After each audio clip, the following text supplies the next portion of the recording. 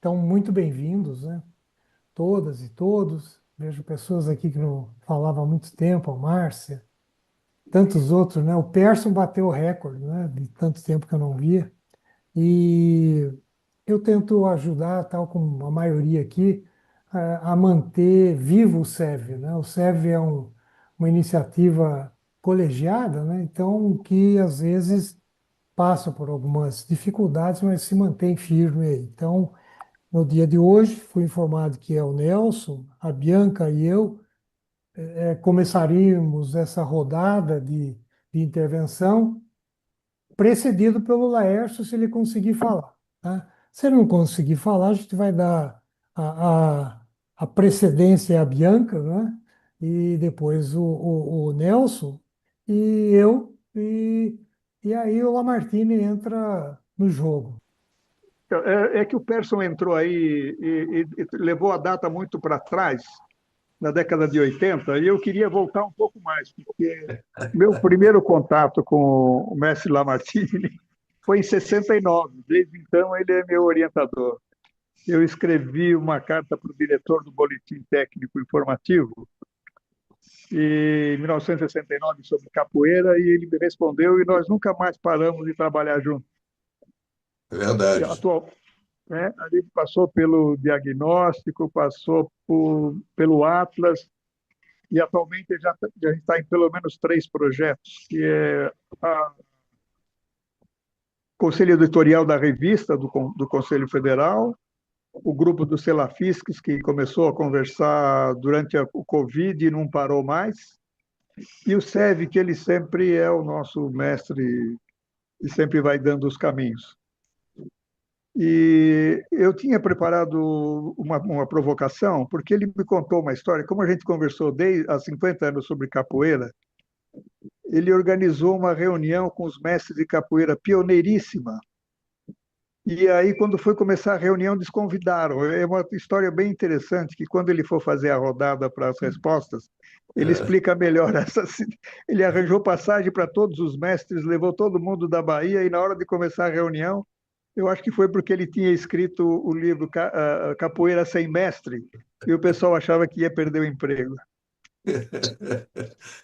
a história é muito interessante, realmente, e me fez afastar da capoeira. Eu respeitei os mestres. É verdade. A capoeira é caracteristicamente cultural, né? Dizer isso para vocês talvez seja desnecessário, mas eu realço sempre esse aspecto. É cultural. Nós temos que colocar a cultura sempre numa posição importante e muitas vezes predominante. Eu acho que a capoeira deve ser colocada nesse ponto. Mas quando eu me encontrei com a capoeira, que foi uma experiência interessante, foi a minha primeira experiência para descobrir coisas da educação física. Eu fiz um livro em 1961, olha só a data, né? E comecei com um livro, que é uma coisa curiosa, porque eu vim a descobrir que não existia um livro que ensinasse a capoeira. Tinha um livro que falava sobre a história, que era do Enesил Pena Marinho, né, que era catedrático da antiga Faculdade de Educação Física, Escola Nacional de Educação Física, né? E, e por aí eu fiz um progresso na capoeira, né? Era um simples aluno, mas eu progredi. Tentei incluir na Marinha, que eu era oficial de Marinha naquela época, né? Muito jovem, era segundo-tenente em 1961, que é o início da carreira, né? E não, já era primeiro-tenente, desculpe, já tinha passado do início. E, e comecei então a progredir no sentido primeiro foi de institucionalizar a capoeira. Isso era muito importante, viu? Que a capoeira era considerado pelo Código Civil brasileiro como crime. Então, já tinha saído naquela época. O Getúlio Vargas tinha acabado com esse item jurídico, né, que proibia a capoeira. Mas havia o famoso complexo, né, da polícia e da própria população. Então, a institucionalização era importante. Conseguimos alguma coisa e a Marinha acabou institucionalizando a capoeira. É uma história, para mim, pelo menos, é importante. Não sei se é para todos, né? O reconhecimento da capoeira pelo próprio, a própria instituição governamental. Muito bem. Aí nós partimos para progredir no sentido pedagógico. A capoeira não tinha uma pedagogia. Nós podemos até dizer que a própria cultura é uma pedagogia, mas eu deixo esse espaço para o Persson explicar melhor, que ele é um especialista na área. Mas eu não reconhecia isso. Eu era aluno de capoeira, né? Tinha os meus mestres, que eu tinha grande respeito. Um deles me colocou no hospital, inclusive, me deu um chute no nariz. Eu fiquei algum tempo no hospital. Era um presente do mestre da capoeira, né? E eu respeitava muito eles, né? Mas eu aprendi também que a capoeira tinha sua parte de segredo, né? Que isso é da cultura africana, inclusive. Então, o mestre mantinha uma postura de segredo, uma postura de liderança, e ele então conduziu o grupo. É cultural isso, não vamos discutir. E até hoje existem muitas manifestações, inclusive aqui no Brasil, dessa cultura que ocorrem. Tudo bem, mas eu achava que a capoeira poderia ter uma postura, aquela postura que nós imaginávamos para a educação física, né? Educação física para todos, capoeira para todos. Então, teríamos que aprender a capoeira, não somente através de uma outra pessoa, mas ter alguma informação de acesso a qualquer pessoa que aprendesse a capoeira. Então, consegui fazer alguma coisa. Foi um grande sucesso editorial, para surpresa minha. Eu não compreendia bem, mas vendendo milhares de cópias. Que havia um interesse, então, era coisa de banca de jornal, de- não era livro muito visto nas livrarias, era mais de banca de jornal, era muito popular, mas espalhou-se pelo Brasil. Então, eu fiquei muito conhecido no meio da capoeira, então aproveitei aquele conhecimento para movimentar uma reunião aqui no Rio de Janeiro, estou falando do Rio de Janeiro nesse momento, né? E conseguimos na aeronáutica. Havia outras pessoas à frente disso. Eu entrei num segundo plano,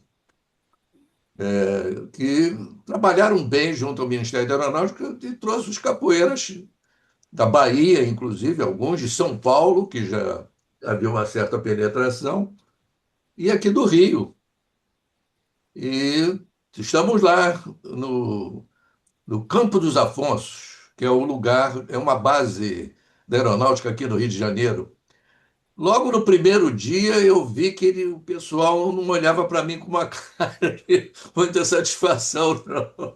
Então, então fui aprendendo que eles queriam era se livrar de mim, porque por causa do sem mestre, eu entrei com a maior das vontades de intenções para que o do desenvolvimento da capoeira que tivesse acesso democrático, democrático a qualquer pessoa, mas os mestres não olhavam para isso com boas, com boas intenções. Eles achavam que deviam manter aquele comportamento de blocos, de grupos isolados, ou grupos que se encontravam, mas não tão popular assim.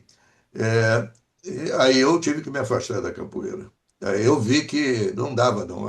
Foi uma lição muito importante, né? Mas eu não desisti de fazer a publicidade, não, e parti para outra característica, que eu vou deixar aí na mesa, se vocês quiserem desenvolver, que era partir para o exterior. Conseguimos fazer a primeira publicação de um artigo apenas de divulgação numa revista internacional, que, aliás, está no SEV, esse artigo, tem acesso no SEV. foi o primeiro artigo em língua inglesa sobre a capoeira. Muito interessante isso, isso aí é histórico, inclusive. E fui a vários países, e fiz várias palestras, participei em eventos culturais, esportivos no exterior, inclusive um muito importante na Alemanha. Eu tenho tudo isso já escrito, programado, e estamos conversando para no início do ano que vem a gente publicar e eu darei com muita satisfação essa publicidade a vocês desse evento. Mas foi uma lição interessante. O Laércio gosta porque o semestre me eliminou da capoeira. Quer dizer, que tenta recriar a capoeira é justamente eliminado por um aspecto cultural. Mas eu levei isso numa boa, não vi isso como um fracasso, não. Ou então entrar em choque com o pessoal, né? Poderia ter ocorrido isso, poderia ter ocorrido, mas não ocorreu porque eu fui muito diplomático na época, não deixei a coisa extravasar para o choque.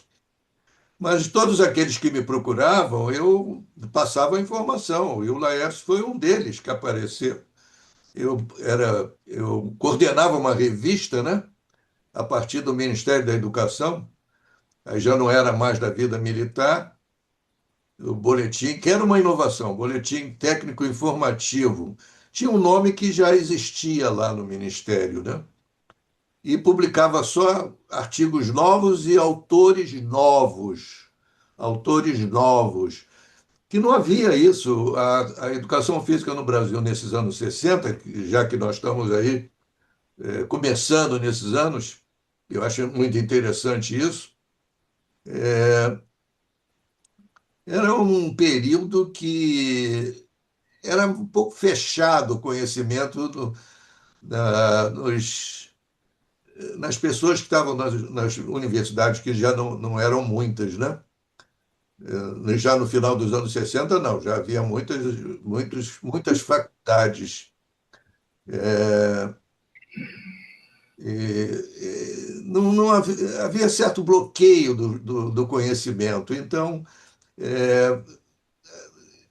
tentar popularizar o conhecimento era uma necessidade que havia, pelo menos na minha cabeça. Então, nesse período, na revista, pelo menos que eu participava, eu abri totalmente para os inovadores, inclusive da capoeira, e outros tantos que depois surgiram por aí, né? Das universidades não dava para entrar, não. Era outra coisa diferente. A universidade não, houve uma reforma nas universidades logo no início dos anos 70, e que havia muita suspeita dos professores, porque veio do governo militar, da ditadura militar. Parecia ser uma intervenção, mas acabou com um catedrático. Os catedráticos da educação física dominaram a educação física nos anos 60, alguns muito bons, viu? Mas a maioria não se manifestava muito bem nisso, não. E também não gostava desse assunto, não.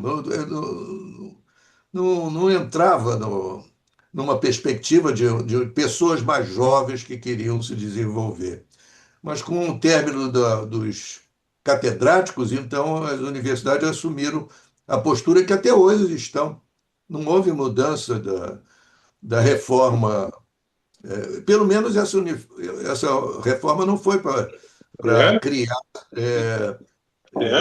um domínio sobre a área acadêmica, até pelo contrário, deu independência que abriu para todo mundo.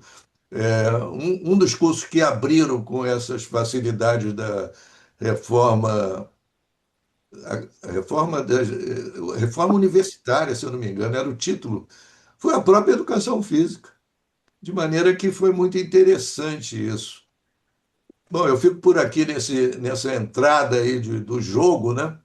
A bola está rolando, mas Oi, interessante, porque é só para dizer que não, sua mãe. educação física, só para fazer uma espécie de resumo, pelo menos do que eu penso. Não é que eu queira falar Não, vou demais. com ela aí. Vai ficar pegando, mexendo em roupa hoje, né? Tô aqui.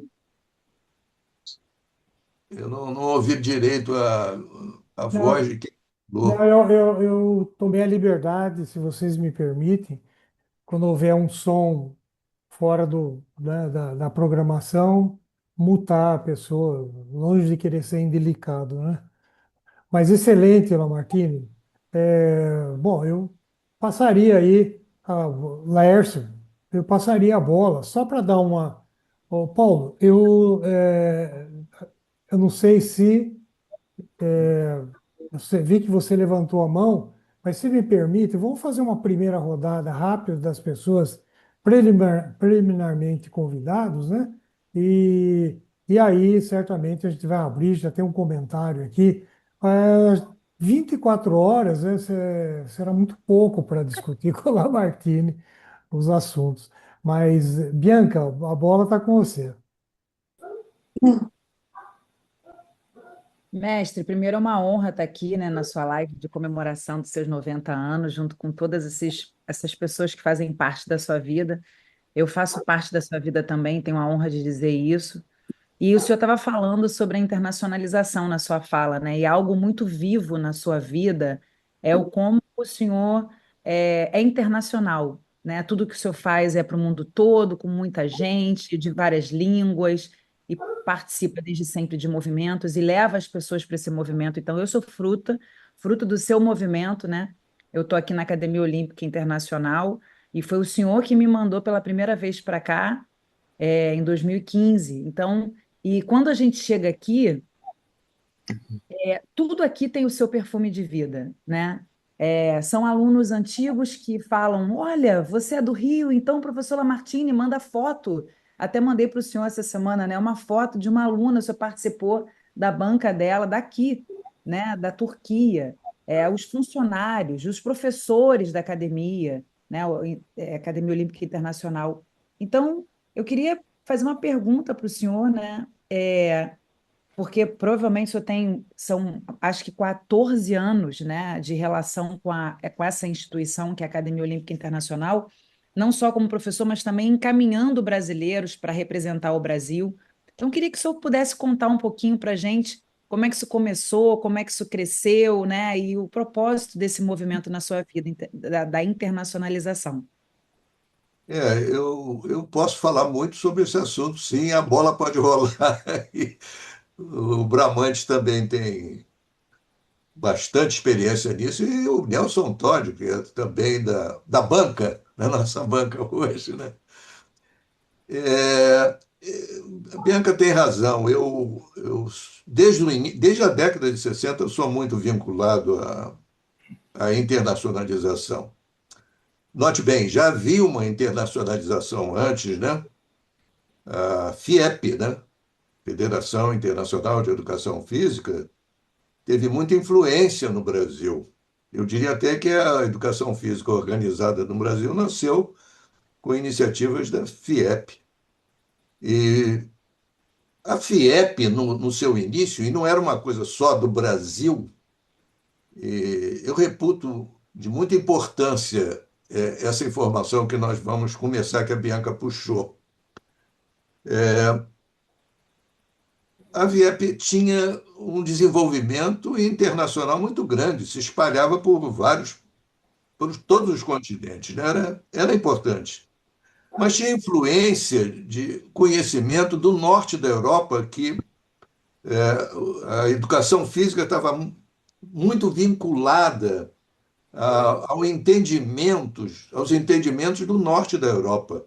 Eles eram muito dedicados ao tema da atividade física, pedagogia. Os primeiros pedagogos, não somente da educação física, mas pedagogos mesmo, que por acaso todos devem saber, eu sempre falo isso, que há a possibilidade, a pedagogia nasceu com ela mesmo e como a educação física, né? Isso é muito importante. Nós nascemos com a pedagogia e o norte da Europa tinha muita influência sobre isso. E essa influência passou para os primeiros pioneiros, né? Os pioneiros da educação física organizada, que é nos anos 50 e 60, e foi da FIEP. A FIEP, os grandes líderes daquela época da educação física pertenciam à FIEP. Então, eles eram internacionalizados, mas aí é que cria-se uma situação interessante. Eu seguia muito a Maria Lenk, foi praticamente eu sou um descendente da Maria Lenk, um daqueles que me influenciaram mais, né? E ela tinha uma frase que cunhou todo um grupo geracional dos anos 60 para 70, que a internacionalização é muito boa para o Brasil, mas se nós não fizermos trabalhos próprios da educação física, ou seja, os brasileiros fazerem pesquisas da atividade física, do esporte, da educação física, nas escolas, etc., então nós não vamos desenvolver adequadamente. Ela influenciou muita gente a esse respeito, e eu e o Alfredo Gomes de Faria Júnior e o Manuel Tubino, né, que vocês devem conhecer, ambos estão falecidos. Nós criamos, inclusive, um pequeno movimento dentro da Universidade Federal do Rio de Janeiro no final dos anos 70. Tínhamos até um escritório lá, que a Maria Lenk abriu. Ela não guerreava os catedráticos, mas abria espaço para os jovens. E o Alfredo era uma espécie de símbolo disso. Tem pessoas aqui da Universidade Federal do Rio de Janeiro, inclusive o Persson, e eu chamo a atenção desse detalhe. Foi ali que nasceu um movimento, vamos dizer, geracional da educação física, pelo menos na minha expectativa. Nos anos 60, nos anos 70 é outro desenvolvimento, e eu acho que foi o verdadeiro desenvolvimento da educação física que deu um impulso.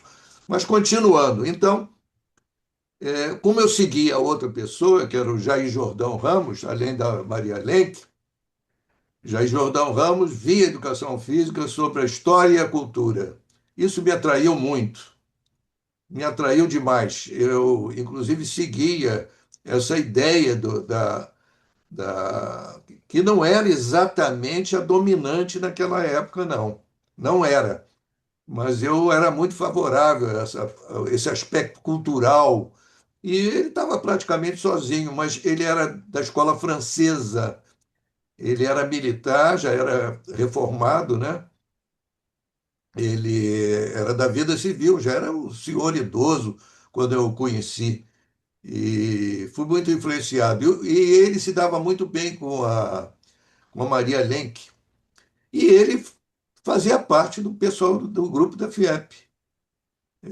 Muitos aqui, até hoje, se quiserem estudar isso do ponto de vista de informação, está lá no site, nos sites correspondentes à FIEP.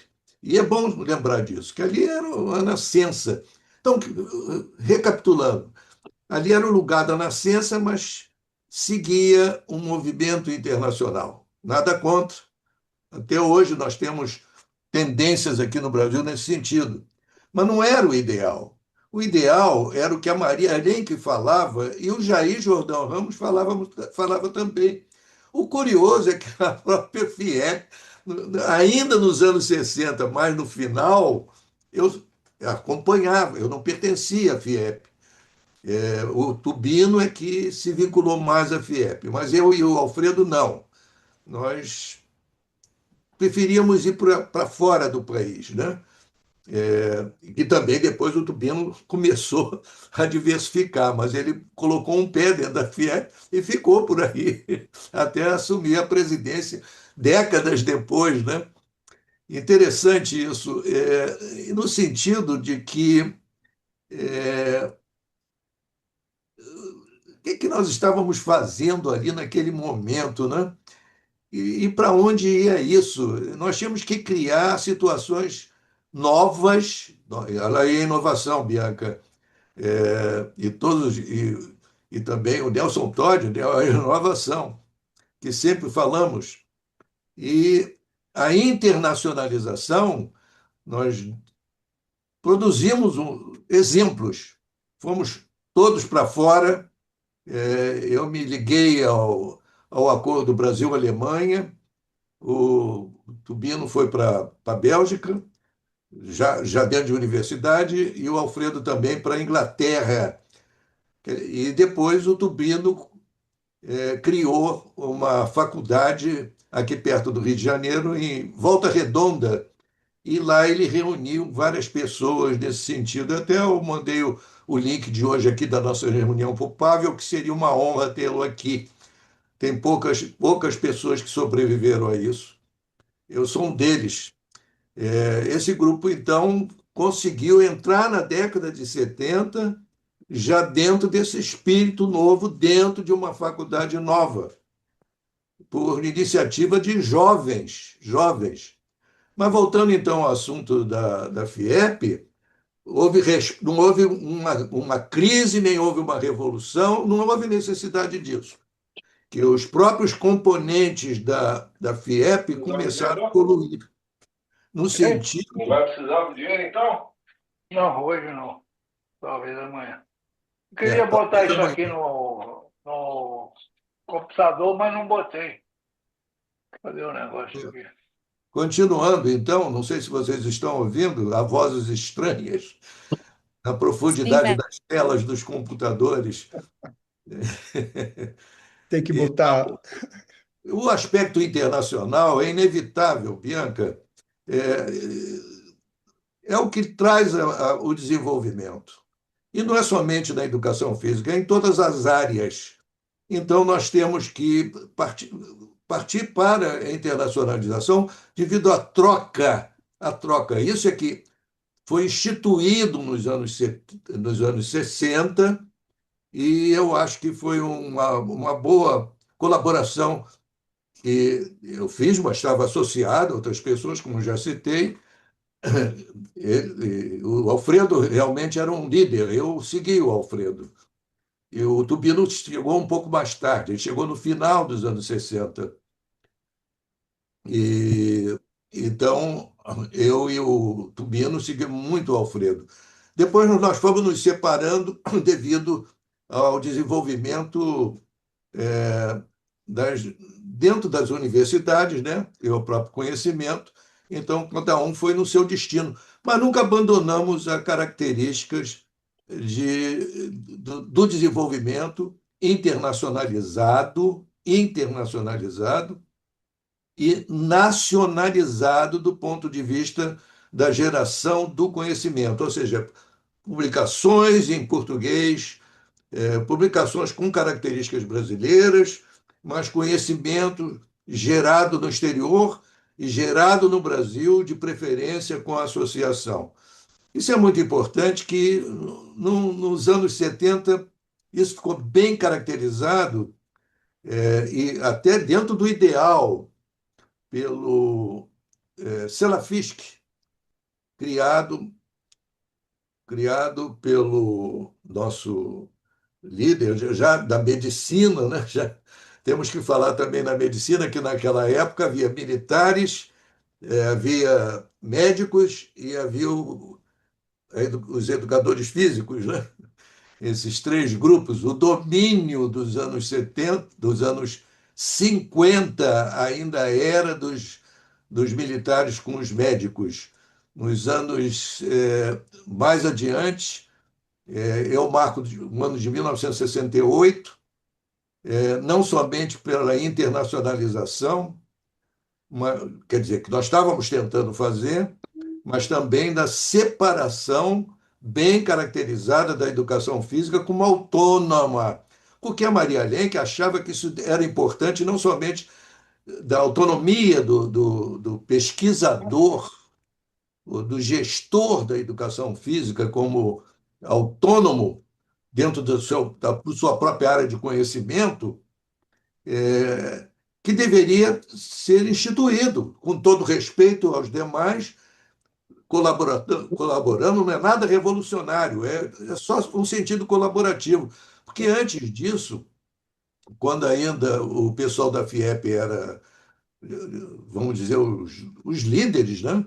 Aliás, líderes excepcionais, havia uma certa Parei bem em frente à tendência porta. Faz um ao bom domínio médico e militar. Depois tem uma novidade boa. Nós acabamos com isso. Não é uma coisa muito falada, não é nada de briga entre grupos, nós não tínhamos essa intuição, nós não tínhamos. O Alfredo depois, o Alfredo depois, já mais adiante, ele ficou um pouco mais radicalizado e andou se confrontando em vários locais. Mas eu e o Tubino nunca fizemos isso, não. Nós achávamos que não era necessário na educação física a gente estipular confrontos, porque havia muitas influências. Agora, a demarcação da passagem para a educação física autônoma não está aí. Voltando aos anos 70, o Selafisc e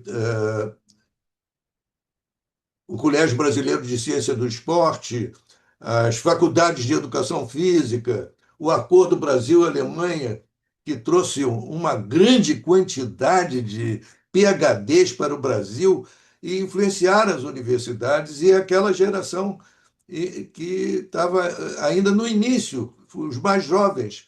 Isso foi muito importante e aconteceu nos anos 70. Então, houve iniciativas nos anos 60, mas foram apenas iniciais. Não houve nada revolucionário, era apenas a mensagem. Nos anos 70 e já entra a geração do Laércio, por exemplo, com seus interesses, e que chegou a presidente do Colégio Brasileiro de Ciência do Esporte. A educação física que nós conhecemos hoje é dos anos 70. Foi nesse momento. E Tubino, o Alfredo e eu estávamos em Volta Redonda nessa época e alguns acompanhávamos e participávamos desses movimentos.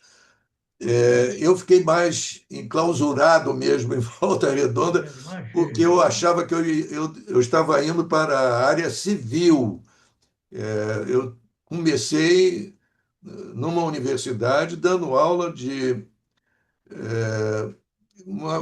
voltado para disciplinas que não eram voltadas para a educação física, da Universidade Federal do Rio de Janeiro e na PUC do Rio de Janeiro. Então, eu fui e voltei da educação física. Eu me considerava um outsider. Eu estava na educação física, mas não estava. Então, eu não posso ser considerado um daqueles líderes que nós víamos na década, que era o pessoal da FIEP, que eram líderes autênticos, embora errassem no sentido, os iniciais, pelo menos, de manter, acompanhando uma cultura exterior, um certo exagero, né? Acompanha a cultura do exterior, mas desenvolve localmente as soluções e o próprio conhecimento. Senão você fica apegado. Voltando para o que a Bianca levantou, que eu acho que o Nelson também vai levantar, que hoje ele é um símbolo disso, né? Da internacionalização. Ele está vindo agora da Arábia Saudita, para vocês terem uma ideia por onde anda o Nelson atualmente. Voltando a essa questão da internacionalização, então eu aprendi com as pessoas que eu acompanhei nos anos 60 e depois pratiquei nos anos 70. Eu fui parar na Alemanha participando do acordo do Brasil-Alemanha, que era dirigido pela Maria Lenk. Criou-se uma ideia interessante naquela época, que eu também compartilho com vocês agora, e que é uma característica da educação física e provavelmente característica do Brasil. Criou-se a ideia que os alemães queriam manipular com a educação física brasileira. Eu ouvi isso de várias pessoas e até hoje ouço. Até hoje mas as pessoas que participaram com mais intimidade do que houve naquele momento foi final dos anos 60 e anos 70. E que fizeram um acordo Brasil-Alemanha que inicialmente era de energia atômica. Estavam falando em fazer bombas atômicas, para vocês terem uma ideia. E uma dos braços desse acordo era a educação física, por incrível que pareça. E os que vinham da Alemanha eram todos voltados para a ciência do esporte, que era o aspecto inovador daquele momento.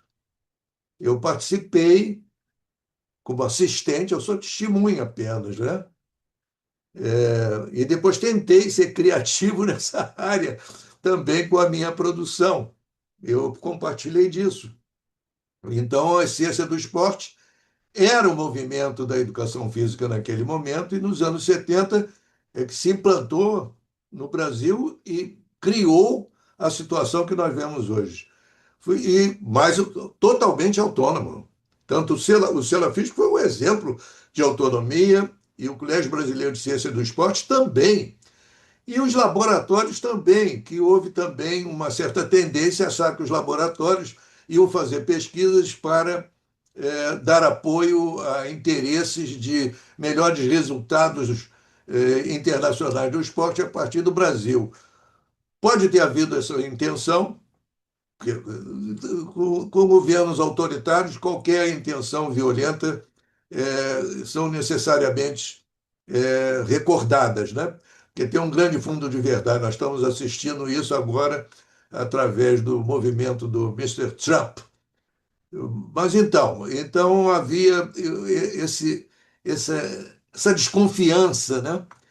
Mas eu participei intensamente desse movimento com os alemães e digo sinceramente que nunca vi da parte deles qualquer intenção de fazer influências na nossa educação física. Ao contrário, eles foram extremamente criativos conosco aqui.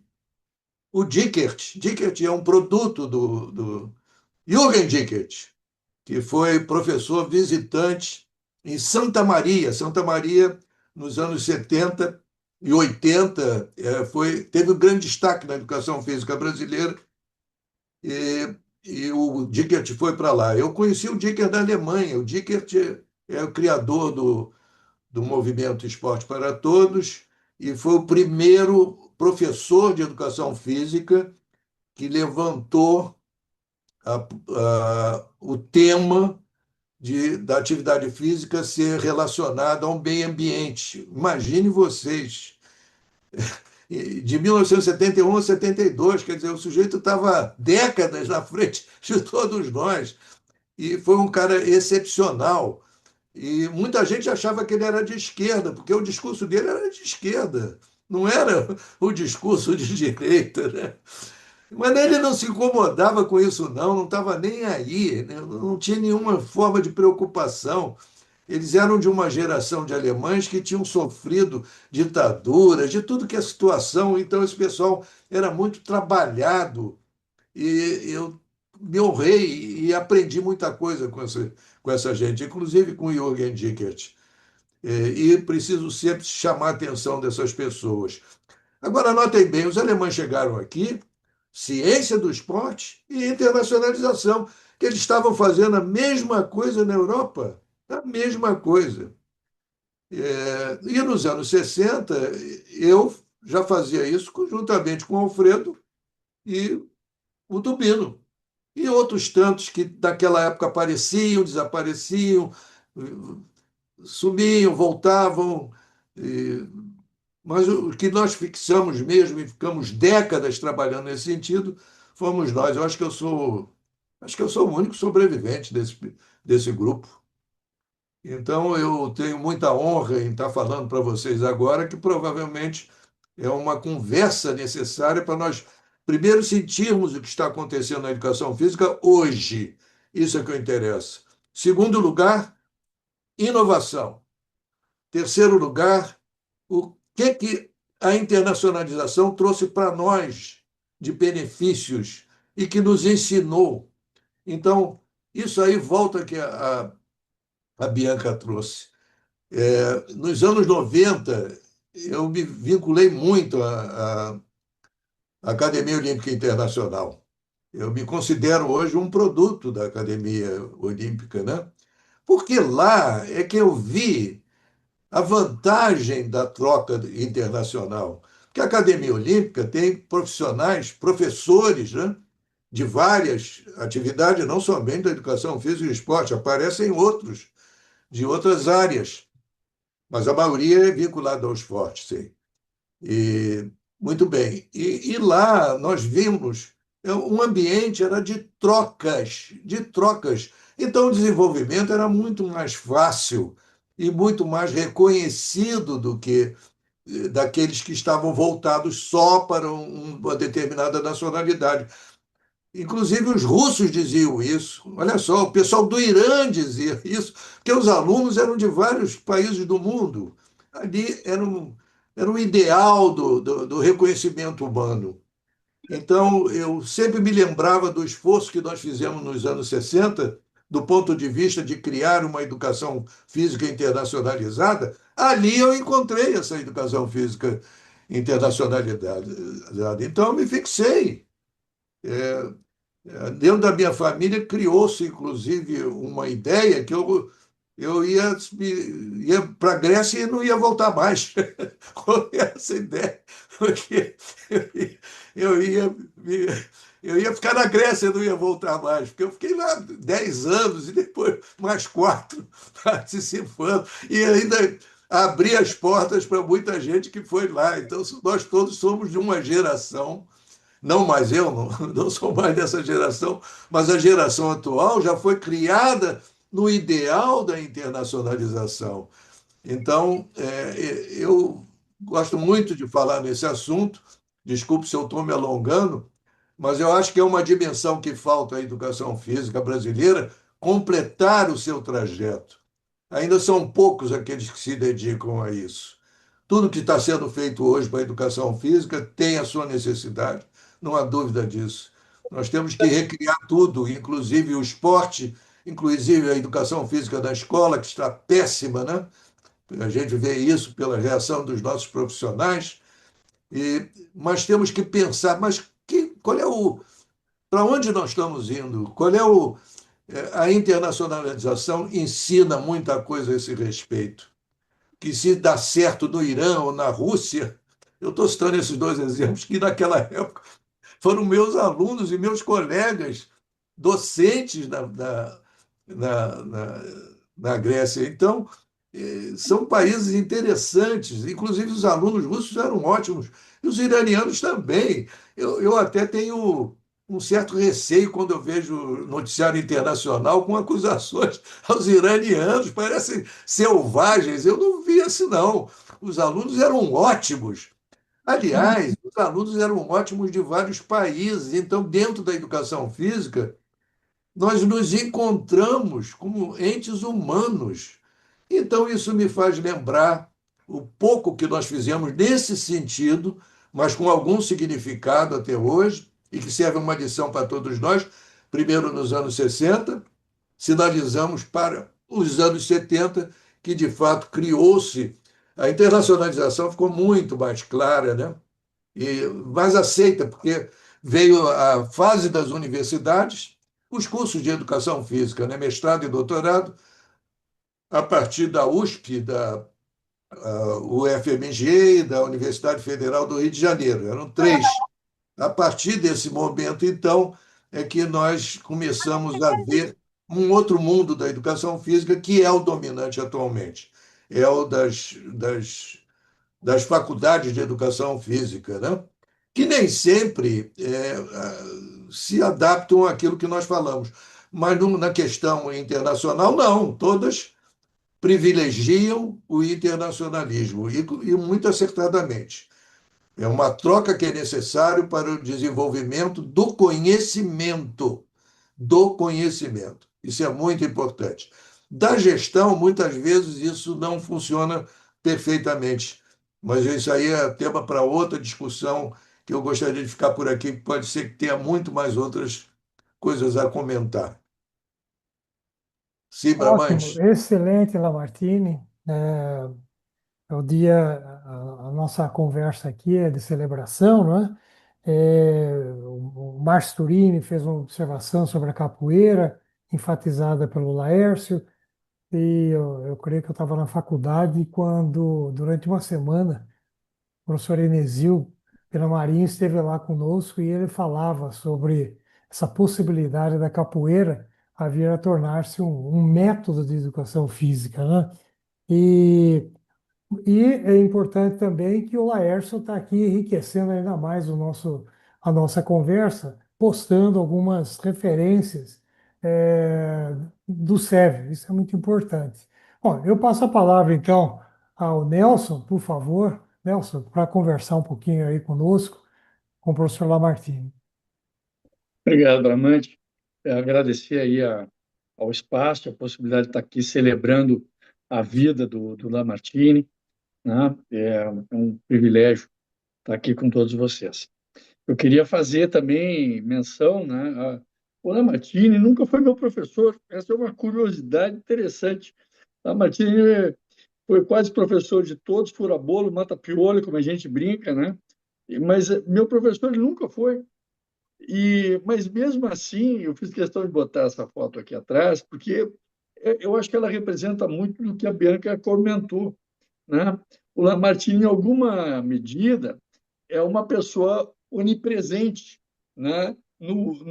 Nas andanças que a gente faz, especialmente no meu caso, nos estudos olímpicos, não tem lugar do mundo que tu vá, e quando as pessoas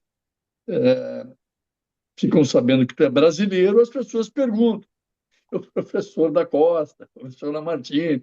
E, então, essa presença, né? Essa onipresença do Lamartine é uma coisa interessante e nos orgulha. Né?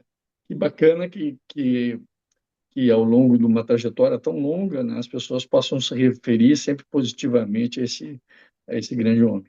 Né?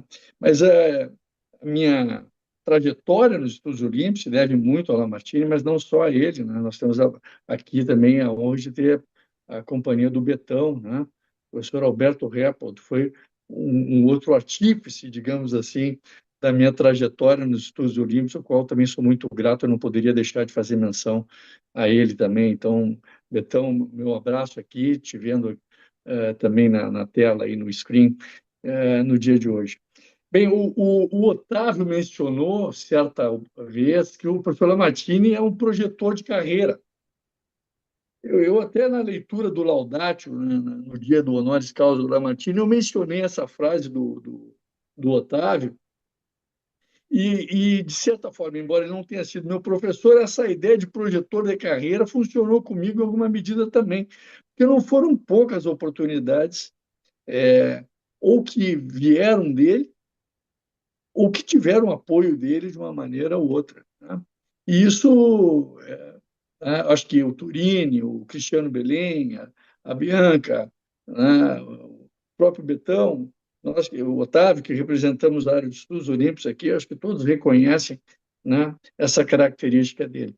Eu fui convidado para falar de uma curiosidade da nossa trajetória, e antes de fazer a pergunta, eu queria só mencionar uma que eu acho, sim, um contraponto a essa foto até. Né? A gente coloca uma foto ali, parece o Lamartine em forma de estátua, né? Já eternizado lá. Né?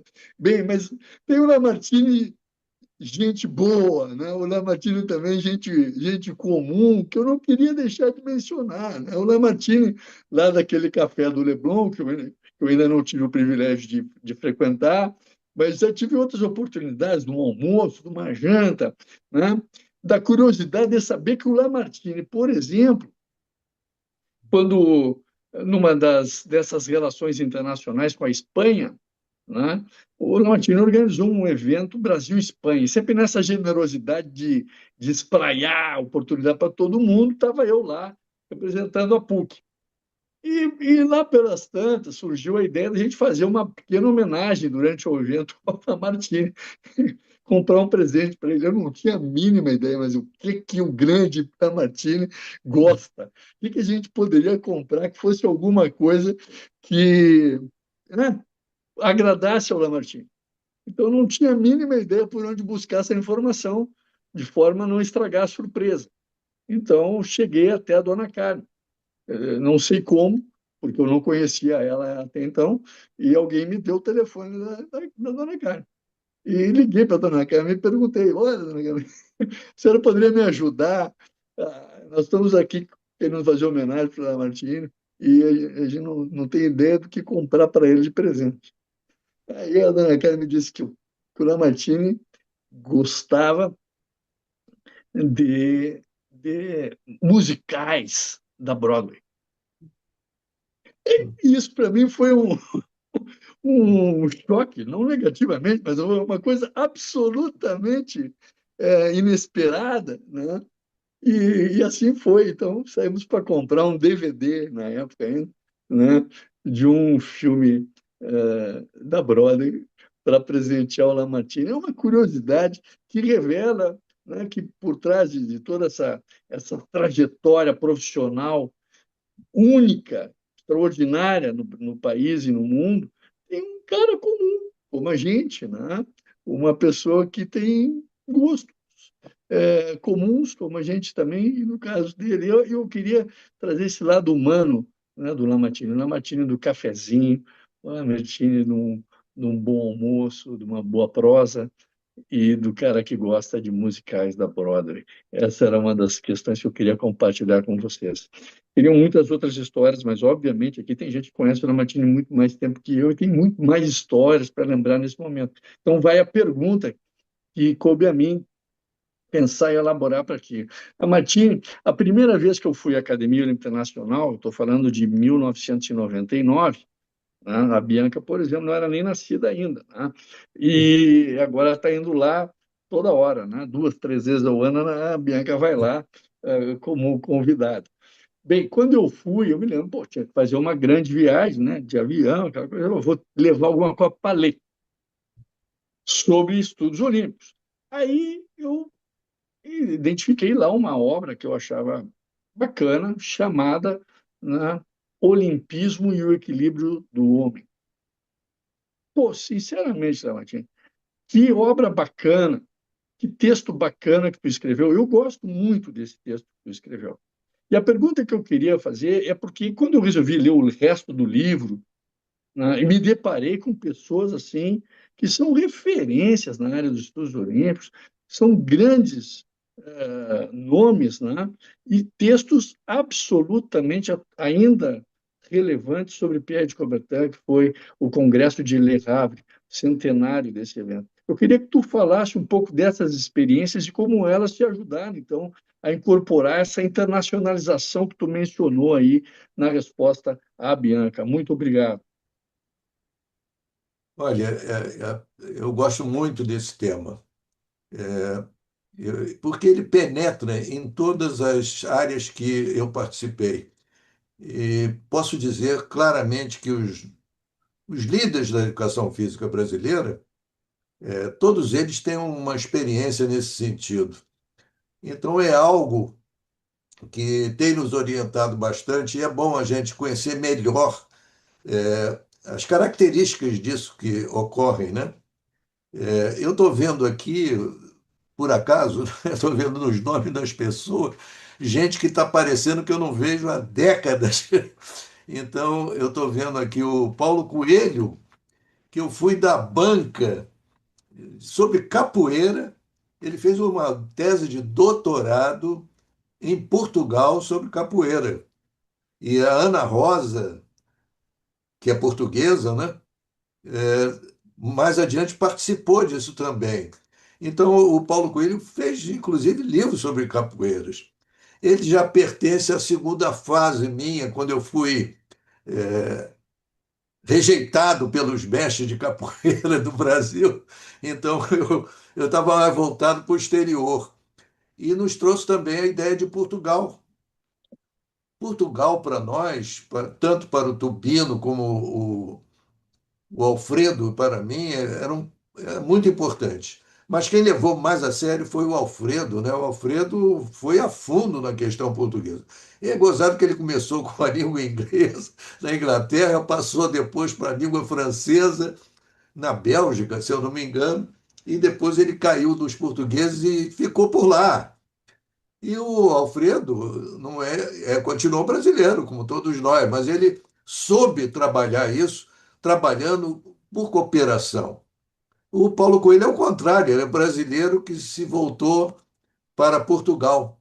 Eu estou dando esses exemplos porque eu acho muito significativo para nós realçarmos esses aspectos.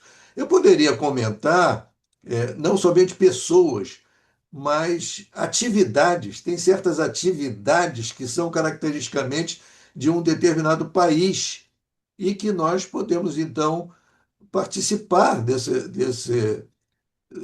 dessas atividades. Eu caí em si, né, mágica que eu aprendi, estou sempre aprendendo, né? Quem convive na área internacional é um aprendiz constante. O Betão, que está aqui presente entre nós, é testemunha disso. Ele convive na área internacional com é muito caracterizado nisso, e ele sabe transmitir isso depois em publicações aqui no Brasil. O ideal seria todos fôssemos betões na vida, mas eu vou ficar por aqui que talvez seja um exagero. Aliás, ele está sendo homenageado proximamente, né? Então, eu dou meus parabéns logo de início. E o Betão veio lá da Academia Olímpica também. É uma boa origem a nós realçarmos, como o Nelson Todi já falou.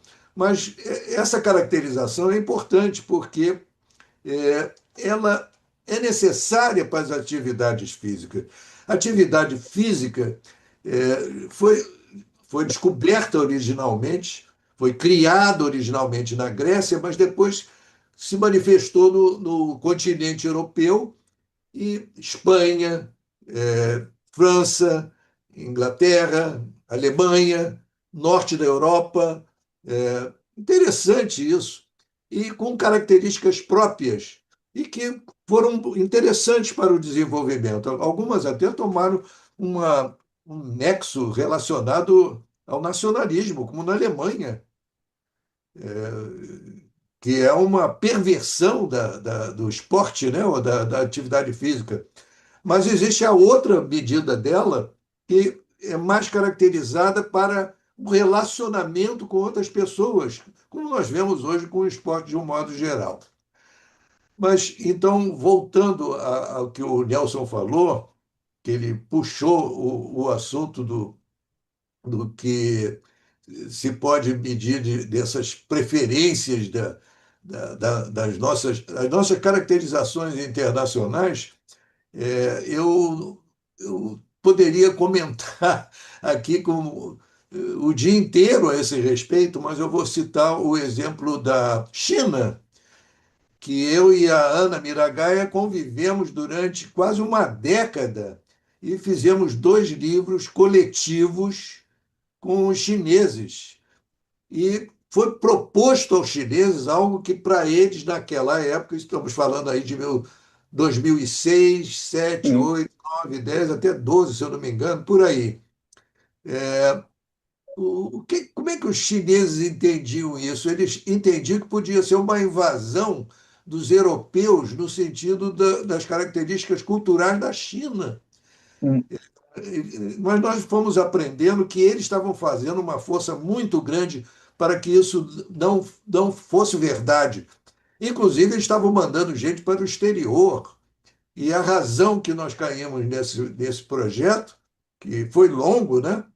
E de uma aprendizagem muito grande, é que a troca também foi benefício para eles.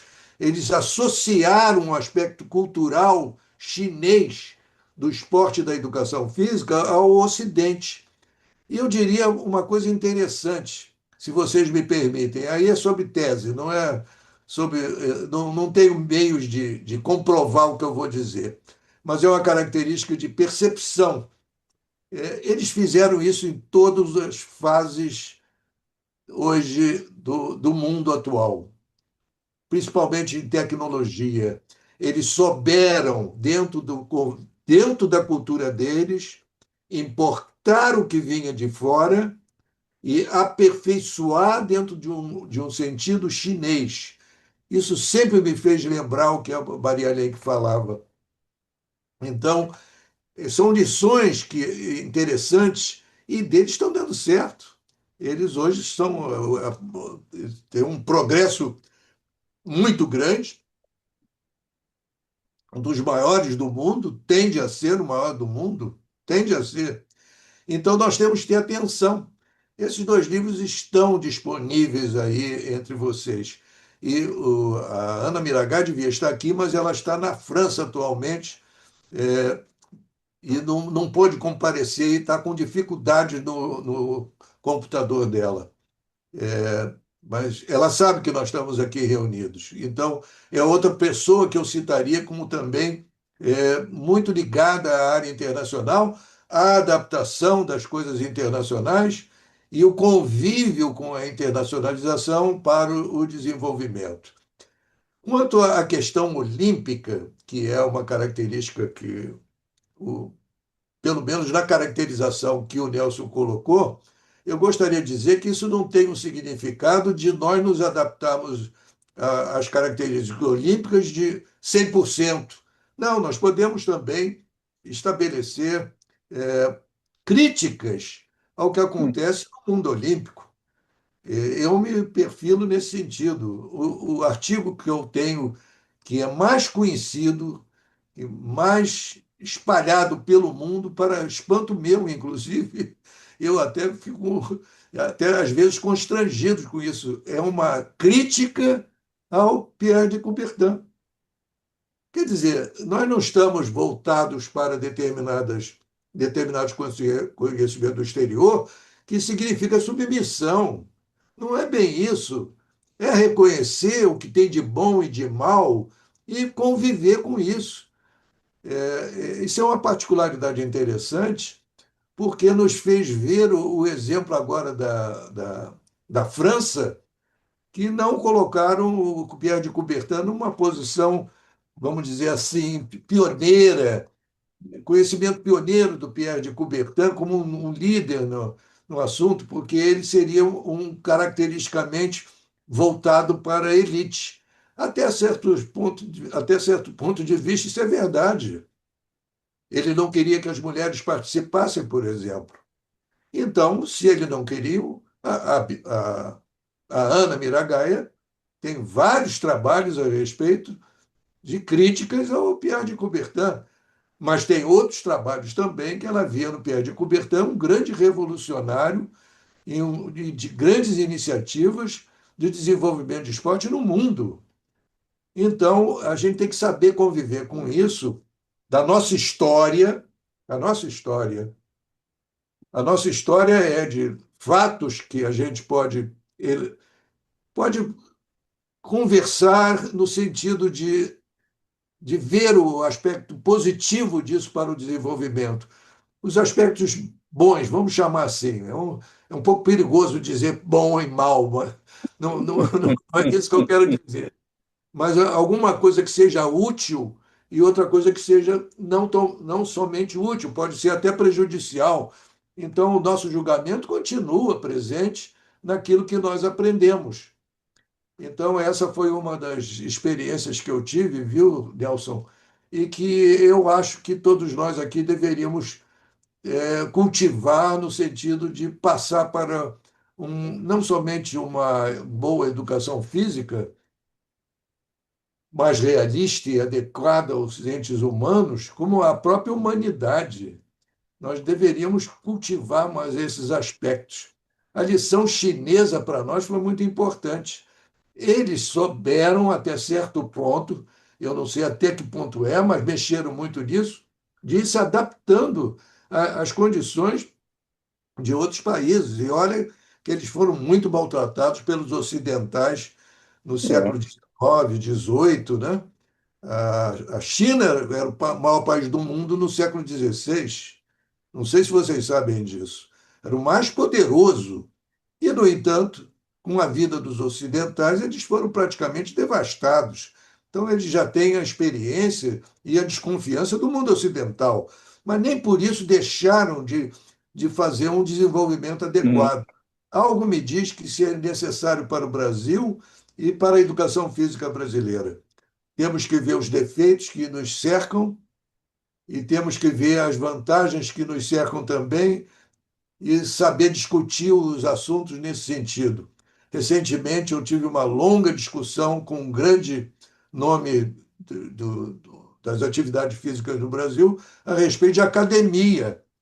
Então, eles se posicionavam no ponto de vista que eram nocivas, e eu me coloquei do outro lado.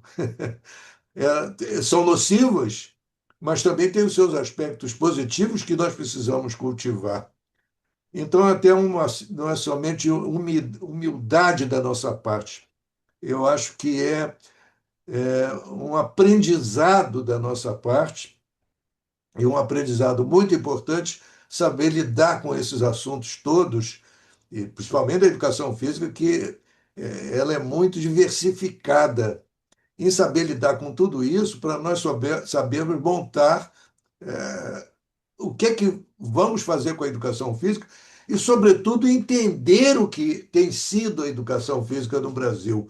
Eu leio com muito interesse trabalhos dos nossos colegas de profissão, muito interesse, principalmente de história, né? E vejo que nem todos entendem essa característica. Criou-se assim uma espécie de uns são contra, o outro a favor. Como eu acabei de citar o caso das academias. É um pouco perigoso esse tipo de raciocínio, e se eu posso deixar alguma coisa dessa conversa entre nós, é justamente nós sabermos lidar com a educação física como ela é, como deveria ser e como nós devemos entender a educação física dos seus aspectos mais diversificados, no sentido de cada vez mais melhorar eh, os, os seus proveitos, retirar os seus proveitos. É isso aí, Bramante. Acho que eu falei demais. Obrigado, meu Martinho. Obrigado, Nelson. Bom, você nunca fala demais, né? As manifestações aqui no chat têm sido muito interessantes, dizendo, enaltecendo não só seu conhecimento, mas a sua sabedoria, né? Então, isso é um privilégio poder participar desse momento. E agora chegou a minha vez de eu lembrar aí que meu primeiro contato com você foi num livro, aquele da Olimpíada do México. Eu estava fazendo o segundo ano da faculdade em São Carlos, quando chegou o material do DED, né, no MEC, e tinha aquele livro, né, emblemático, que, de certa maneira, está sendo resgatado agora com, com o trabalho mais recente que você anda desenvolvendo com um grupo de pessoas. Mas, só que 10 anos depois disso, em 78, está aqui o Persson também, que eu conheci naquela ocasião, fazendo uma. Eu era vamos dizer, uma pessoa contratada pela Prefeitura de Sorocaba para implementar uma primeira política de lazer na cidade, né? E aí, então, ouvi sobre o esporte para todos. E havia um treinamento em São Paulo, né? É, no DEF, e de uma semana, né? Que tinham pessoas muito bravas, outras pessoas suaves e outras pessoas sábias, né? E, e aí, logo no primeiro dia, a palestra do professor Lamartine me encantou muito. Falei, nossa, será que o que eu estou fazendo em Sorocaba tem uma relação com o que ele está dizendo aqui? E no final eu falei para ele, olha, eu posso trazer amanhã os nossos relatórios, que é o primeiro ano? Ele falou, não, traga sim. E trouxe. Aí no dia seguinte ele olhou para mim e falou, eu quero ir para Sorocaba. Então, eu levei um susto muito grande, né, porque recebi o professor Lamartine, um recém-formado, e, e aí ele foi, né? Ele foi numa, que eu até marquei aqui, na Expo Verde. Expo Verde era uma atividade multicultural, num parque, que já atrelava essa ideia de meio ambiente, né? E foi com o professor que trouxe, de certa maneira, também o IPT para cá, o Palme, né? E desde então, aí então, fizemos parte desse grupo com o professor Persson, o Takahashi, Lamartine, a gente virou esse Brasil com congressos mais estranhos, né? Eu vejo a Márcia aqui também, que era uma agente de ligação, que a gente chamava. Fizemos dois congressos brasileiros aqui em Sorocaba, de professores de recreação, entendendo que havia uma ligação. Então, durante muito tempo, né, tive esse relacionamento muito presente com o professor Lamartine. E eu queria perguntar, Lamartine, o que representou para nós esse movimento do esporte para todos naquela época e como isso repercute até hoje, especialmente, né, em meados de 80, que nós profissionais de educação física jogamos pela janela aquilo que a gente tinha uma relativa certeza e não abrimos porta para aquilo que poderia ocupar o espaço da educação física, né?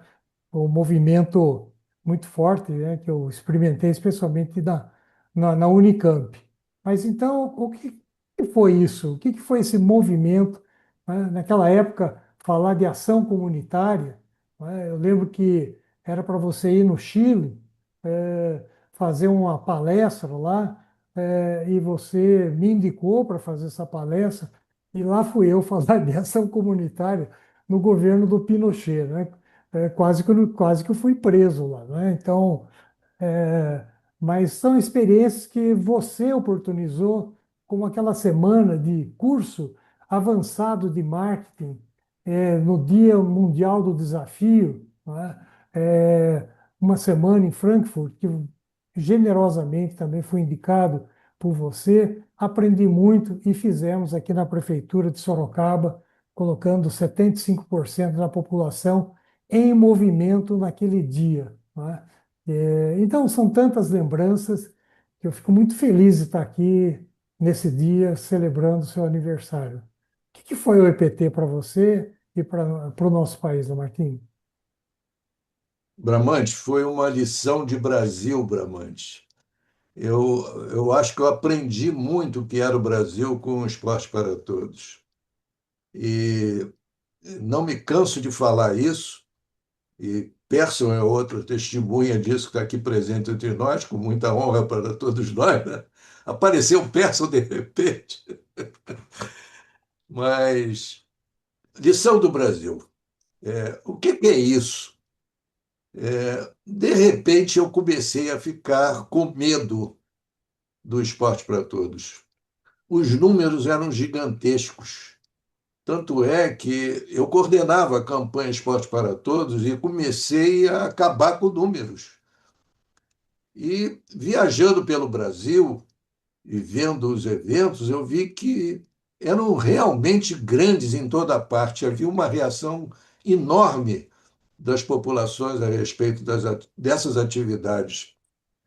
E e houve outro reconhecimento, que não era de números, mas de intensidade.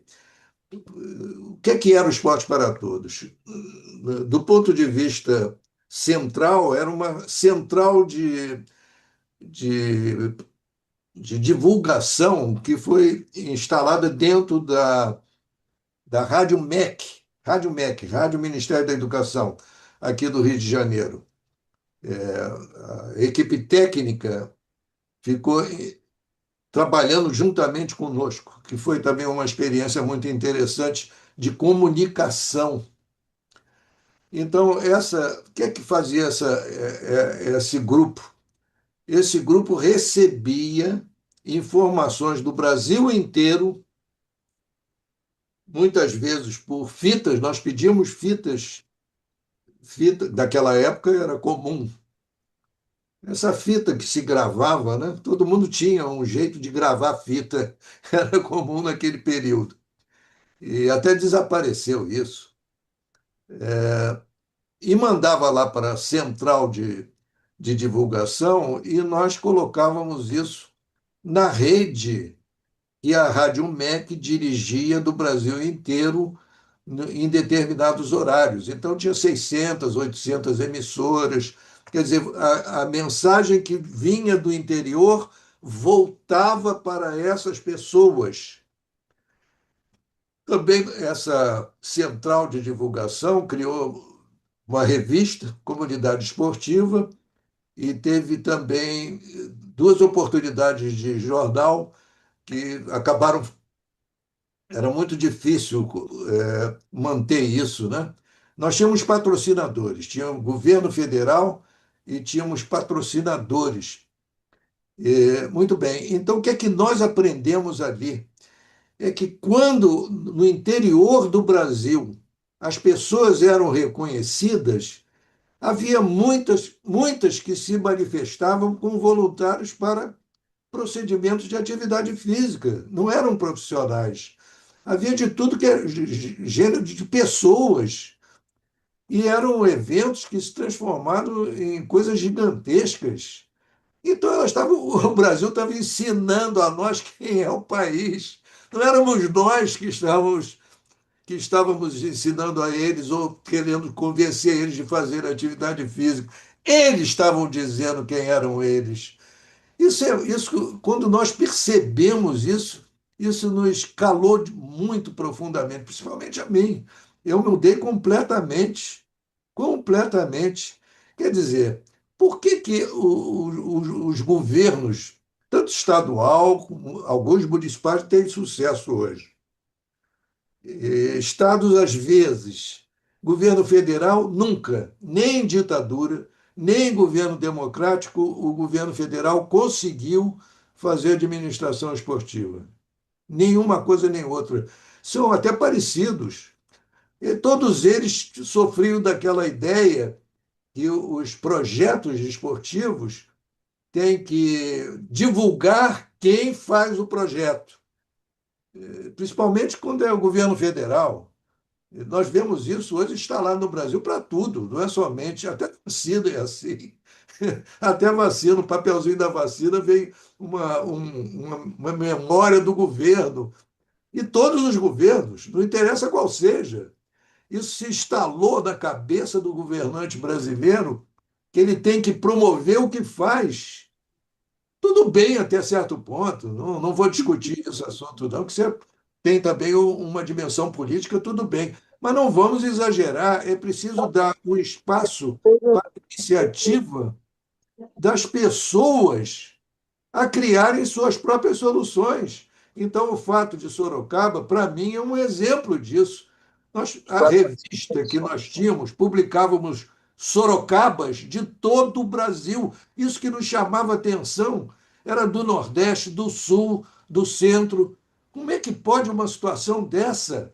Nós vivíamos, todo o grupo que estava lá, nós vivíamos diariamente a surpresa. Era uma surpresa. Por que que é isso? E outra coisa, nós divulgávamos atividades físicas de uma maneira que poderia ser feita e o retorno era recriado por eles. Eles recriavam as iniciativas. Aliás, vocês em Sorocaba eram isso. Então nós começamos a entender que nós estávamos descobrindo o próprio país. Imaginem vocês que negócio é esse extraordinário. Eu me encontrava com Jürgen Dickert, que estava lá em Santa Maria, eu ia sempre lá visitá-lo, nós tínhamos encontro com os alunos juntos. Foi uma fase da minha vida importantíssima. Eu me reconheci na educação física ali. E não sabia exatamente qual era a atividade. E o Guedes dizia, não se preocupe com isso, não. Ela vai surgir, porque isso é espontâneo. A atividade física é espontâneo dos grupos humanos. Isso vai ocorrer, isso ocorreu na Alemanha, ocorreu na Europa, em vários países, e ocorreu no mundo, em vários países. Então, está ocorrendo aqui no Brasil. Vocês não precisam se preocupar com isso. E foi uma grande lição, uma grande lição. Era superior à formação do profissional de educação física. Muitas escolas nem gostavam muito do esporte para todos, porque achava que estava substituindo o próprio profissional. Mas o ser humano tem uma certa tendência à aglomeração, ao esporte, à atividade física, que muitas vezes nós não conseguimos reconhecer isso.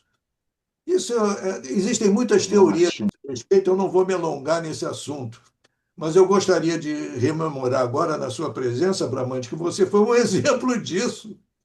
E tinha muitos Bramantes pelo Brasil, nós vivíamos identificando essas pessoas, nós publicávamos trabalhos dessas pessoas.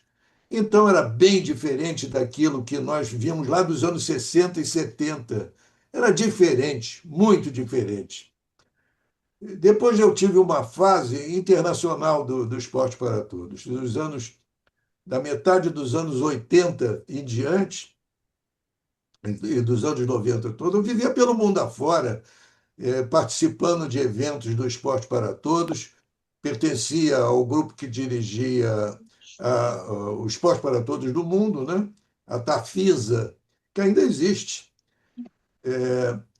E também aprendia algo semelhante. Havia um certo sentido de semelhança do que ocorria no Brasil com os outros países. Então, não é bem a nossa tradição, não é o que nós aprendemos nas escolas, não é o que nós dizemos para serem feitos, mas é preciso ter uma certa dimensão de espontaneidade, o lazer, o envolvimento humano, porque os humanos se reconhecem com eles mesmos num trabalho de lazer e de atividade física. Então, nós precisamos dar o nome adequado a isso, respeitar e criar situações para que isso ocorra. Então, o Esporte para Todos foi uma lição. Eu gostaria de agora fazer uma minha crítica também. Quer ver outra aprendizagem que nós tivemos interessante? O Alfredo Gomes de Faria Júnior, ele era um cara de esquerda publicamente reconhecido. Ele não tinha dimensões, não. Ele falava o que tinha que falar, estamos conversados. Eu sempre chamei a atenção dele para ele não exagerar, que isso ia prejudicar muito a ele, como de fato prejudicou muitas vezes. Então, é uma figura que nós temos que respeitar na educação física, né? Pelas características que ele apresentava de esquerda. Mas ele, discutindo o esporte para todos, que eu continuava me entendendo com o Tubino e o Alfredo, né? Inclusive o Tubino, ele entendia bem essa situação do esporte para todos, porque a FIEP também evoluiu dentro da Europa, também incentivando o esporte para todos, que é uma característica também que a gente precisa deixar registrado. Mas vamos lá. O Alfredo chega para mim e diz assim: por que vocês não fazem, então, já que vocês propõem atividade tão livre como vocês estão dizendo, faz um congresso que tenha a parte técnica de várias dimensões da educação física, que podem ser reconhecidas pelas pessoas no esporte para todos, mas também deixa uma grande parte do congresso aberta para o público em geral e para falar o que eles criticassem e desejassem falar. Foi uma revolução. Eu nunca vi, e muitos de nós aqui presentes tiveram essa experiência, resultados tão satisfatórios de congresso de educação física. E interessante que isso não voltou. Nós não estamos prontos para deixar o pessoal falar à vontade, não. Não se repetiu. E eram coisas fantásticas. Eu mesmo fiquei um pouco preocupado com aquilo. Até criança entrava no Congresso para discutir o esporte para todos. Mas os resultados, do ponto de vista de desenvolvimento, eram muitíssimos e interessantes. Isso é uma característica que o Esporte para Todos desenvolveu e que se liga ao que o Brabant está perguntando, mas que não se repetiu. Não se repetiu porque quem organiza tem receio. Vocês já imaginaram governos fazerem isso? É uma coisa complicada, ou até mesmo universidades. Deixar a palavra livre para as pessoas não é algo comum. A minha experiência internacional mostrou que o esporte para todos ele estava incomodando pelo mundo afora. Eu e a Ana Miragaia fomos escolhidos pela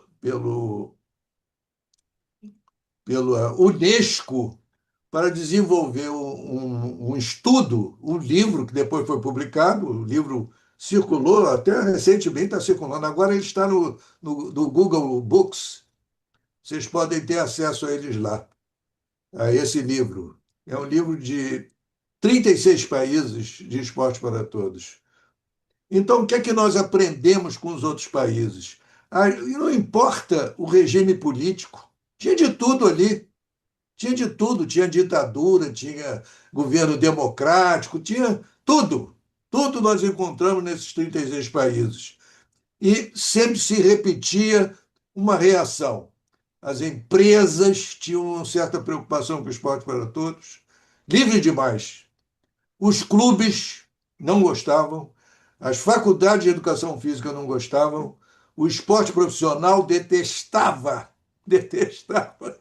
Eu fui, inclusive, chamado no Congresso aqui para dizer que história é essa do esporte que queria acabar com o futebol no Brasil. Imagine se eu queria acabar pessoalmente. Meu nome está lá no Congresso Nacional.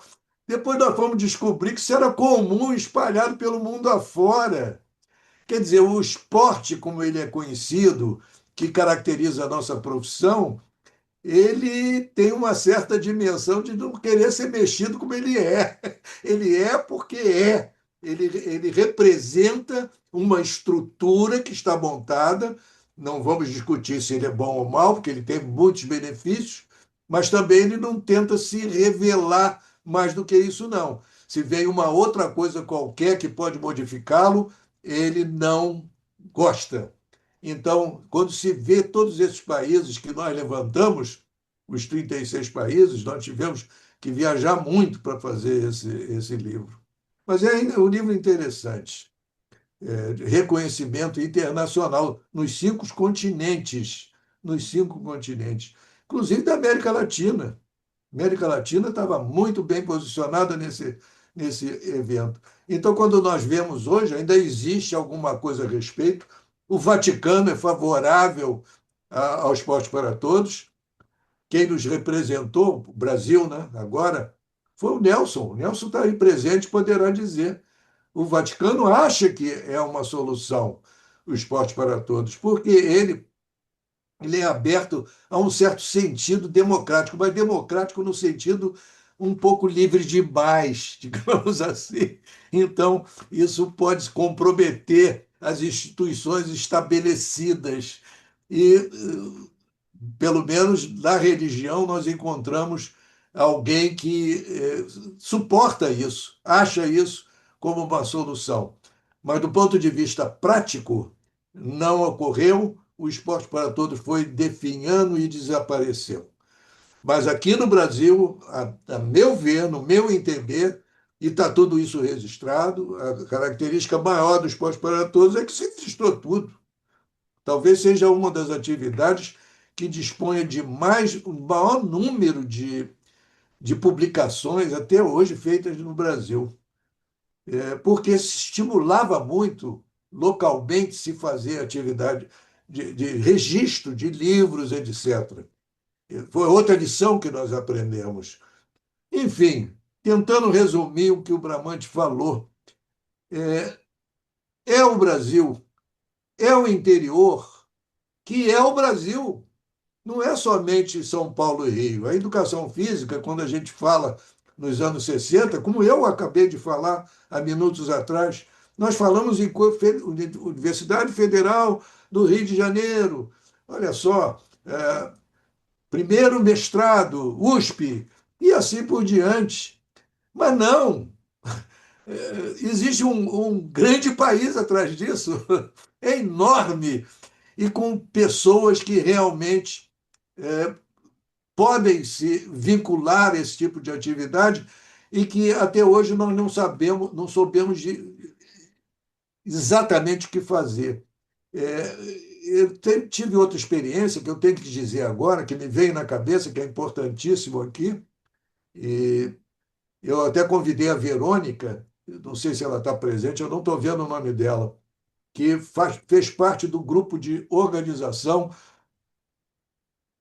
do Atlas do Brasil. O Atlas do Brasil é um exemplo que o esporte é do Brasil, não é de Rio, São Paulo, ou Brasília, ou Porto Alegre, ou Recife. Não é, não é. O Atlas do Brasil, ele é o esporte brasileiro porque ele transmite o significado do esporte localmente. E no local é que ele ocorre, ele se desenvolve por características próprias. Muitas vezes são relacionadas a códigos, por exemplo, o atletismo tem suas regras. Tudo bem, tem o atletismo de Mato Grosso, tem o atletismo de Belém do Pará, tem do Rio de Janeiro, tem de São Paulo, enfim, mas nós temos também as características que são locais. Isso é muito importante, porque nós não vemos isso na Europa, por exemplo. Há mais uma certa. Quando se vê a França ou a Espanha, ou até mesmo Portugal, a gente vê no todo, ou a Inglaterra, mas o Brasil a gente não vê no todo. A gente não vê as particularidades. E as particularidades do esporte são muito importantes. Então, o Atlas do Brasil representou também o Brasil exatamente como esporte para todos. Então, se eu tenho alguma herança a deixar, é justamente o reconhecimento do esporte, da educação física, até do lazer, dentro das características nacionais. Embora os poderes não tenham entendido como tal até hoje. Nós não vemos essa repetição, nós não vemos estudos parecidos com esses, ou não somente estudos, mas atividades como foram feitos naquela época, nós não vemos essa repetição. Tem sempre um salvador, né? Tem sempre um político que assume no Estado, no município, ou até no governo federal, que o esporte vai ser do governo. Eu acho que não é o mais importante para todos nós. Eu sei que essa ideia não é muito federativa, não. E não é muito política, porque é contra a esquerda e a direita ao mesmo tempo, é contra todo mundo. Mas me parece um procedimento muito adequado e humanista, que a gente tem que ter atenção. Eu acho desse jeito, pelo menos, viu, Bramante? E reconheço em você, inclusive, um grande exemplo do que eu estou falando. Lamartine, muitíssimo obrigado. Nós já estamos chegando aqui a 20 minutos do término. Foi de propósito que não estabelecemos tempo de fala, né? Mas nessa área, inclusive, é bom ressaltar que você fez a palestra de abertura do primeiro Encontro Nacional de Recreação e Lazer, né? Em Brasília, em 89, que agora está na 32ª edição. Então, esse seu trânsito, né, transversal é de uma riqueza extraordinária. Mas eu fui orientado aqui pelo chefe Laércio que o professor Públio gostaria de fazer uma intervenção, se por favor, quanto ao tempo. Então, por favor, professor Públio. Estão me ouvindo? Sim. Quando o Lamartine falou sobre essa época 60, 70, eu me lembrei que fiz o curso em 59 e a partir de 60 comecei a trabalhar com o professor Boaventura na Federação Paulista de Ginástica, na Escola Superior de Educação Física e no Tênis Clube Paulista. O professor Boaventura, eu acho que é um grande injustiçado da história da educação física do país. Ele esteve com uma delegação brasileira no Congresso de Estocolmo, em 1948, e quando voltou, disse ao Padilha, no Departamento de Educação Física e Esporte, que a nossa educação física estava muito atrasada.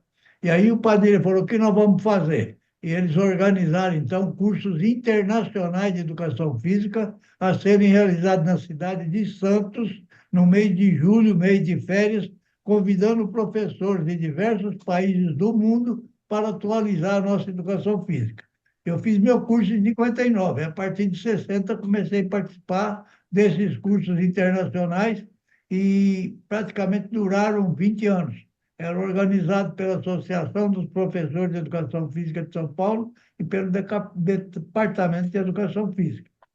Boaventura, uma vez, não foi citado nos professores que trabalharam pela educação física do país e eu chamei atenção na própria FIEP.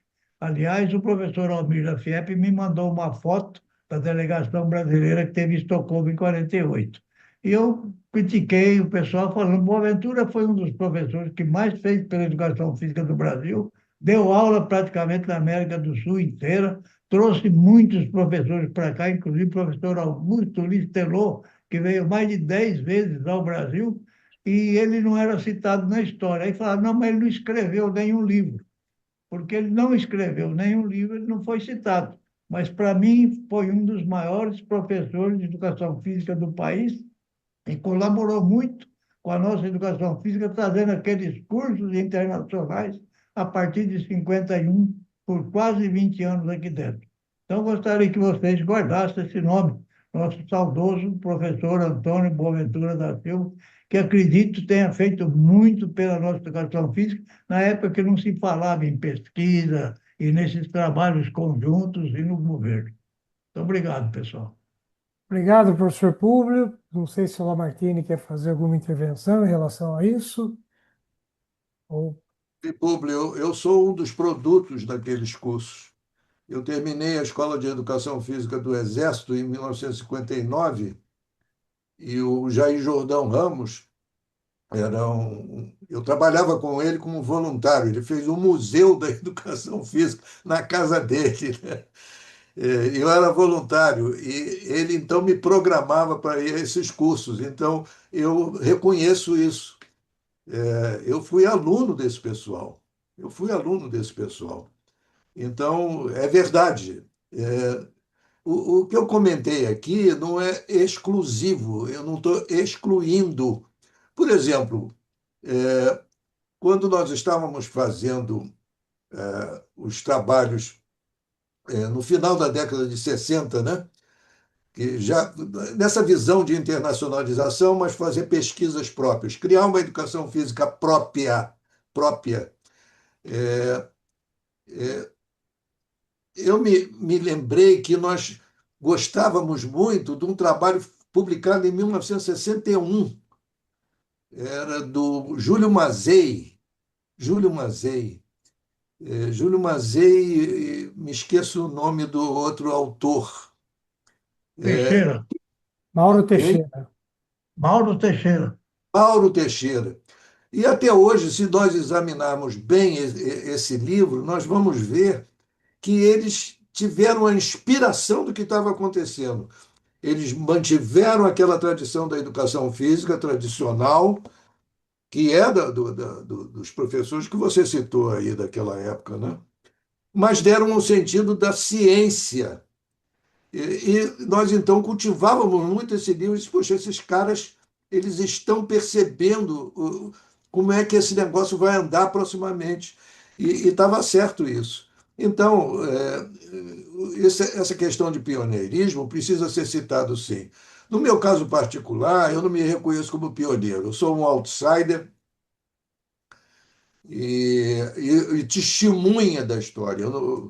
E que eu fiz, e se me permitem dizer, muita coisa enganada e muita coisa inovadora para a época, que me parecia que era essa a solução que nós precisávamos. E até hoje eu penso assim. Eu cultivo muitas relações da educação física hoje, em lives, etc. Vejo o pessoal reclamar muito da educação física atual. Eu digo, olha, nós temos que criar soluções inovadoras. Inovadoras. Então, não tem muita alternativa, não. É que muita gente quer insistir em ficar com a característica atual, querem reforçar, querem consertar, mas isso não existe mais. a sociedade atual ela vai substituindo as coisas com muita velocidade. Então, a inovação é uma solução. Não é à toa que a Bianca está aqui presente. As novas gerações, elas entendem isso e sabem lidar melhor com isso. Eu defendo muito a inovação. Então, isso que você está comentando dos nossos professores daquela época, aplausos para eles. Eu fui aluno deles, reconheço. Aliás, convivi com ele no México, e durante um período muito longo. Ele realmente é uma coisa fantástica da educação física, mas hoje o que eu acho que nós devemos fazer é cultivar esses grandes nomes, reconhecê-los, colocá-los na história, Deu o quê? reconhecê-los e também criar inovações. Você não podia dar uma olhadinha ali para mim? O nosso futuro está ligado à inovação. Então, história com inovação. Professor Lamartine, nós estamos chegando aí, o bolo para pagar as velhinhas deve estar chegando daqui 10 minutos, é o encerramento. Tenho certeza que cada um dos presentes aqui teria muito a perguntar, dialogar, falar, e sinceramente o que eu percebo é que a gente vai concluir essa, essa live aqui, né, com gostinho de quero mais. Isso é muito bom depois de quase 2 horas. Então, as palavras finais, e eu estou falando isso porque o Laércio me dirige por aqui, viu, gente? Então, professora Martins, suas palavras finais aí, já que estamos a 1h50 conversando. As palavras finais são voltar para os próprios participantes, que eu estou lendo aqui os nomes das pessoas, eu conheço a maioria deles, e as palavras finais são ligadas a essas pessoas. Cada uma delas tem um significado, cada uma delas tem um certo anseio de desenvolvimento. Isso é da característica humana também e devem continuar assim. Então, essas conversas e essas opiniões são muito interessantes. Nós sabemos disso porque o SEV cultiva muito essa característica de abrir as possibilidades para darem suas opiniões. Tudo bem, é muito bom. Que elas se transformem, o meu desejo é que elas se transformem em reações que a gente possa progredir para outras situações. Não se intimidem, se é que eu posso dizer alguma coisa. E nós temos um envolvimento com a educação física. Nós somos produtos da educação física e queremos que ela seja cada vez melhor, porque nós acreditamos na educação física. Os nomes que eu estou vendo aqui, a maioria está relacionada a essa crença, essa crença. É lógico que tem alguns que levam mais para o aspecto científico, o aspecto formal da aprendizagem, isso faz parte também do jogo, né? Mas a dimensão de adesão à educação física eu considero muito importante, e porque traz um estímulo que nos leva a outras posições. Eu estava falando sobre inovação. O que é que nos leva à inovação? É o estímulo. Então, o Persson, outro dia falando comigo, você faz 90 anos e ainda está falando em inovação. Pois exatamente eu tenho que dar o exemplo. Aos 90 anos eu penso na inovação. Eu estou vendo aqui o Betão na minha frente, né? E ele me faz lembrar um projeto que nós estamos envolvidos, essa é a palavra final. Estamos envolvidos com um projeto, tem 42 pessoas. São todos voluntários, exceto o pessoal de inteligência artificial, que, aliás, um deles está aqui presente, que é o Cristiano, veio assistir a nossa reunião. São profissionais e o Confef está criando uma área de inteligência artificial, e esses profissionais são 2 engenheiros e um de educação física que fazem a dimensão de inteligência artificial. Sou um coordenador, mas tem meia dúzia de coordenadores juntos que trabalham por partes desse projeto de 42 pessoas puxei o pessoal da nova geração. Nós temos 6 representantes da nova geração. O Rony, não estou vendo ele aqui nos nomes, mas ele, o Kefren, são pessoas ainda novas que estão nos ouvindo, que são importantes que compartilhem disso que nós estamos falando, cujos exemplos e as conversas que nós estamos tendo podem referenciar melhor o que eles devem fazer adiante. Bom, e falando mais nesse projeto, eu acho que terminar é sempre falando no futuro, né? Inovação e futuro. O futuro, que entre vários que estão diante de nós, note bem que eu não quis negar o pessoal da FIEP lá nos anos 50 e 60. Eu não neguei, eu enfatizei. Mas nós hoje vivemos uma outra situação.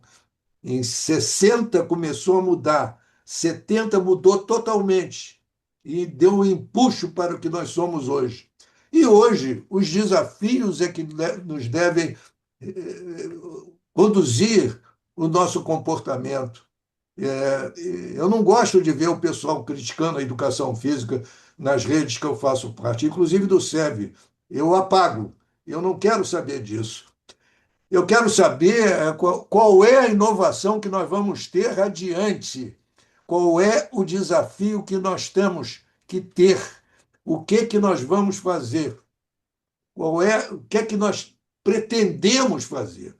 De outra parte, nós ficaremos sempre dentro daquela mediocridade, né, do sujeito que para de repente e reconhece que a educação física não deu a ele as respostas condizentes à profissão dele, então ele começa a criticar. Tudo bem, a crítica é necessária, mas depois da crítica a gente pergunta, tá bem, como é que fica essa situação? Muita gente pergunta, mas por que você defende tanto o SEV? Você é envolvido com isso? Digo, não, é que o SEV puxa as pessoas justamente para dizer o que elas devem fazer, para onde que elas vão. É uma oportunidade que tem e publica sempre. É um redemoinho que vai publicando as colaborações justamente para a gente construir um futuro. Então, é uma roda viva que nos alimenta, que nos deve dar um impulso para frente. Então, se tem 90, 91, 93, não interessa. Interessa se vai responder a alguma necessidade que surja para que a gente possa não somente nos adaptar, mas criar novos conhecimentos e aí podemos nos criar um sentido de colaboração entre nós. Eu acho que essa é uma lição que a gente deve ter e deve cultivar, que eu acho que vai criar novos caminhos, ou bons caminhos para a educação física, eu diria até para o próprio país. O país está se tornando um vulcão de coisas negativas que não chega a lugar nenhum. Se nós formos nesse sentido, nós estamos acabados. Nós vamos acabar. Esse projeto que nós estamos envolvidos é sobre o meio ambiente e a atividade esportiva. Como vocês devem estar acompanhando, a atividade esportiva já está sendo alterada e deverá se alterar mais ainda, porque nós teremos um ambiente que não é muito favorável à atividade física. Não é todo mundo que vai ficar debaixo de um ar-condicionado de uma academia para fazer atividade física. Nós vivíamos da natureza até hoje e agora está deixando de ser. E cada vez complicando e piorando cada vez mais essa situação. Então, nós temos desafios à frente, então, não importa a idade, não importa a atitude de cada um, sairmos para novas posturas de inovação com relação aos problemas que a gente tem que enfrentar. Eu acho que isso é a melhor situação de criação de vida que o indivíduo deve ter. E é isso que eu gostaria de dar meu testemunho, que mesmo outsider, eu me considero um exemplo no sentido de criar novos caminhos. Então, última mensagem, últimas palavras, novos caminhos. Muito obrigado, Barbante. Obrigado, Obrigado a você, Lamartine. a todos. Muito obrigado, Lamartine. Passo a palavra para o Laércio encerrar. Não? Tá, então, obrigado pela presença de todos. Foi um momento muito especial. E você, Lamartine, que amanhã completa os 90 anos, continue com essa disposição, com esse espírito, com essa sabedoria que nos contagia a todos. Muito obrigado a todos.